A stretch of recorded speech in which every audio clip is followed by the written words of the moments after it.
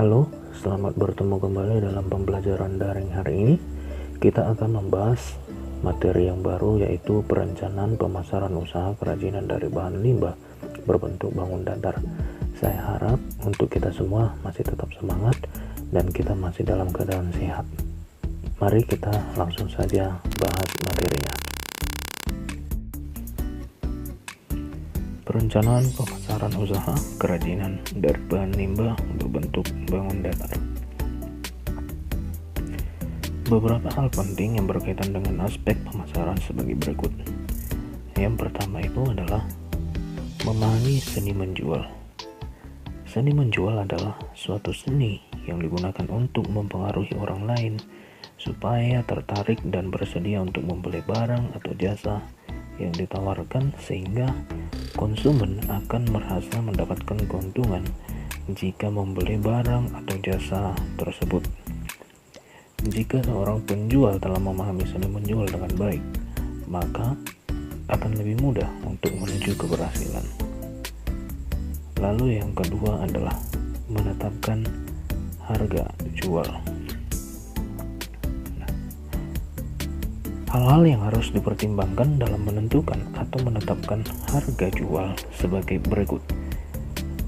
Yang pertama itu adalah biaya bahan baku dan supply. Nah, biaya bahan baku ini menjadi biaya utama dalam penentuan harga jual produk. Bahan baku adalah seluruh bahan yang digunakan untuk memproduksi suatu produk. Contoh sederhana dari bahan baku adalah kayu dan paku. Untuk membuat kursi, berdasarkan pengertian bahan baku tersebut, maka bisa dengan mudah diartikan bahwa biaya bahan baku adalah biaya yang dikeluarkan untuk mendapatkan bahan baku hingga siap digunakan, termasuk untuk biaya angkut, penyimpanan, dan operasional. Biaya bahan baku ini umumnya menjadi komponen biaya terbesar dalam pembuatan produk jadi. Lalu yang kedua adalah biaya overhead. Biaya overhead adalah faktor penting yang bisa dianalisis dalam penentuan struktur harga. Contohnya adalah biaya administrasi, biaya pengiriman, biaya alat tulis kantor, biaya sewa kantor, biaya telepon, dan biaya listrik.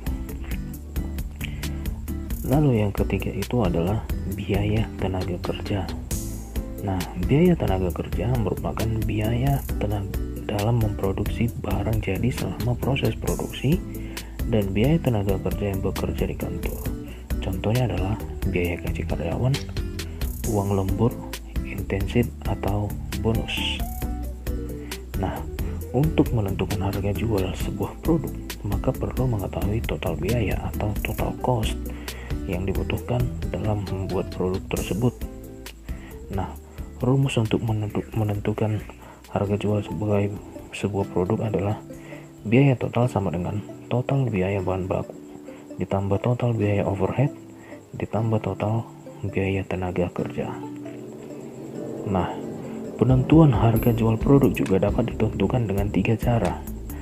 Yang pertama itu adalah harga berdasarkan harga pasar atau disebut juga dengan market based price. Lalu yang kedua adalah harga berdasarkan biaya atau disebut juga dengan cost based price. Lalu yang ketiga adalah harga berdasarkan titik impas atau break even point based price. Yang ketiga itu adalah menganalisis kepuasan pelanggan.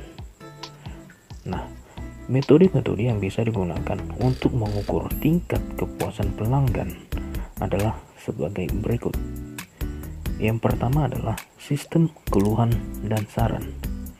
Sistem ini bisa menggunakan cara formulir isian, kuesioner, uji sampel secara langsung dengan cara tanya jawab pelanggan, email, faksimiles, telepon, dan situs jejaring sosial.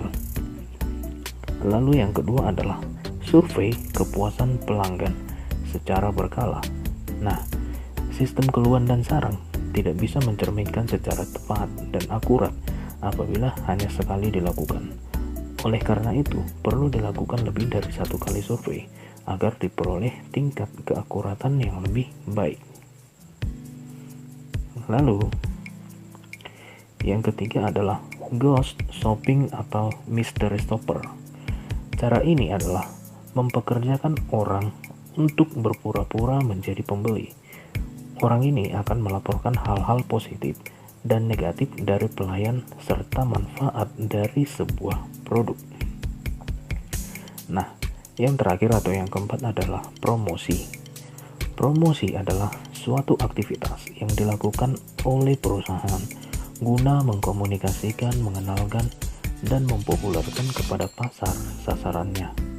Ada 6 kegiatan dan rencana yang bisa dilakukan untuk mengkomunikasikan produk dan merek usaha. Yang pertama adalah penjualan personal atau bisa disebut dengan personal selling. Yang kedua adalah iklan atau advertising.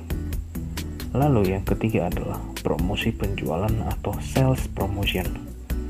Yang keempat adalah publikasi atau publication. Lalu yang kelima adalah sponsorship. Dan yang terakhir adalah komunikasi di tempat konsumen yang akan membeli pin of purchase. Nah, itu dia tadi pembahasan tentang materi perencanaan pemasaran usaha kerajinan dari bahan limbah berbentuk bangun datar. Kita akan lanjut ke materi yang berikutnya pada pertemuan dan pembahasan materi dalam pembelajaran daring yang berikutnya. Saya harap kita tetap semangat dan kita tetap dalam keadaan sehat. Sampai bertemu dalam pembelajaran daring yang berikutnya. Terima kasih.